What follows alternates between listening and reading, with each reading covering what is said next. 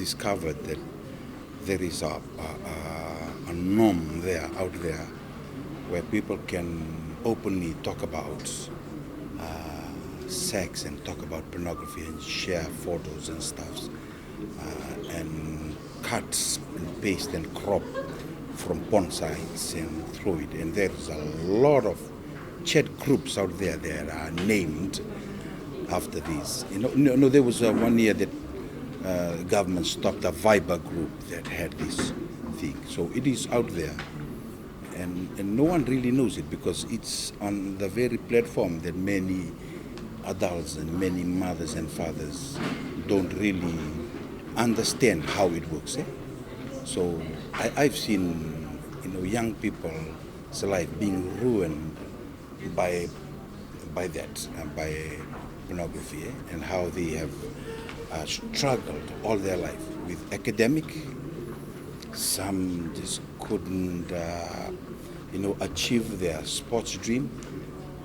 Some just go in and out of marriages and relationship because how they enter into the relationship and how their mind functions every day is more on getting satisfaction from the usage of internet and viewing pornography. It's a powerful thing, any man and any woman would know because it stimulates the natural part of any man and woman. One is the thoughts. Any man who will watch pornography, first thing, you'll get a reaction. That's powerful. You only get reaction by emotional love. But here, you have it from a movie that was staged because the aim was to get the human need for sex. Stimulates it. I use the word exploited. Our young men, young women are exploited very young with pornography. See, the guy who shared one of my schoolmate, under the mattress there was what we call magazine. So his mind was exploited younger than that. So what I'm saying is that there is a problem here in Fiji right now on young people who are accepting this as a norm. This is a norm now. You can talk about sex, talk about what you want to do with other girls about sex. You share it. It ends up with meeting. There is sex parties happening. And people are meeting, with the people from the same group, with the same interests, and meeting and having these sexual intercourse experiences together. So that is what's really happening. Most of people who come for counseling, they acknowledge, right? They acknowledge that they have a problem. Because most of the time they come in based on, seeking counseling because they have issues with academics, issues with relationship. But I relate it to that. And when you touch on that, and they would acknowledge, yes. So are you always go into pornography? There's a lot. You'll hear that. And that is something, people don't see it as a threat, but it is a killer. Like we've shared, we always talk about this as a silent killer. Young man who was growing up, a young woman who growing up, all his sexual or intercourse teachings and knowledge comes from pornography. Never from parents, never from ministers, never from counselors, but from pornography. And it's just imagine what they learn from it and how they see it. And some people walk into a relationship and don't get that satisfaction come out from it. Even married people today who are into pornography don't have a healthy sex life. I counsel some because their satisfaction comes from pornography. More satisfied with pornography because their partner cannot offer what is on pornography.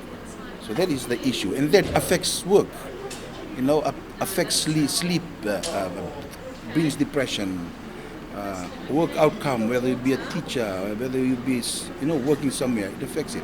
It affects spirituality, it affects the way you relate yourself to another person. And that is actually what is happening. You can rate it We've talked about young people who've been seeing, using the phone and looking at pornography. One of the testimony here from Lotaka was a class 4 student. You have this, if parents would listen to this is a common thing that parents does, is giving their phone for children to babysit them while they do other stuff. And they will go here, watch YouTube. They don't know the content. They don't know what's on YouTube. They don't know what we have lately was this animalistic, what we call pornography, where it was in cartoon, and sometimes it's a joke where animals are having sex, and then these young people are laughing at it. One parent got a shock that the child was scrolling to this. A young, say, class 2, and if that comes from the early stage of life, I'm sure there's a young people walking around who is addicted to pornography every day. Yeah? I'm sure there's a marriage that is being, affected by pornography, because that man or that young girl was introduced to it at a very young age.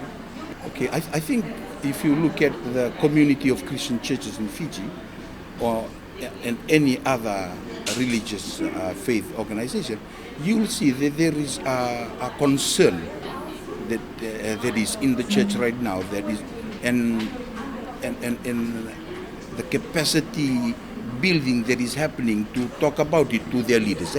So from the Methodist Church, we are doing that right now. We've just introduced our strategic plan, and in it is family, and part of how we talk about family is talk about sex and talk about what is the effect also of internet, and there comes in pornography.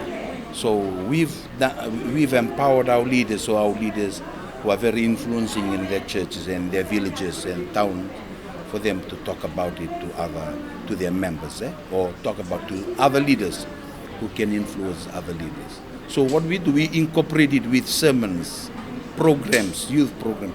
See, these youths from Nakelo inviting me to come to speak in the church. So we incorporate it with the women's program. At the women's program, the Methodist Church, we have what we call the GET department, Gender Equality Theology. In the Gender Equality Theology, we talk about domestic violence, the abuse and sexual harassment, and we talk about that on pornography. So we incorporate it in whatever way and platform in which we try and talk about pornography. I think the more we empower our members, it was like Marwan. Marwan came in, our parents did not know that red eye, that you are stoned. When you come home, they don't know that. Until they went into one community workshop, and the people from the police talk about red eye. So you come in with a red eye, even though you come from Grog, they ask you, hey, where are you from? I've learned about Marwan. So that is something that happened there. And then young people begin to be aware that their parents are aware. Yeah, we really need to take that approach to make the parents aware. The parents need to do that. What I've shared with the people this morning, with our participants, and Linda was sharing how you audit my son's phone. I audit my son's phone. I see to it. It come a time he no longer sits and hides in the room. He openly puts his phone there because he understands that this is where I want, him to be, and that is to be away from pornography. And that is something our parents out there should start learning.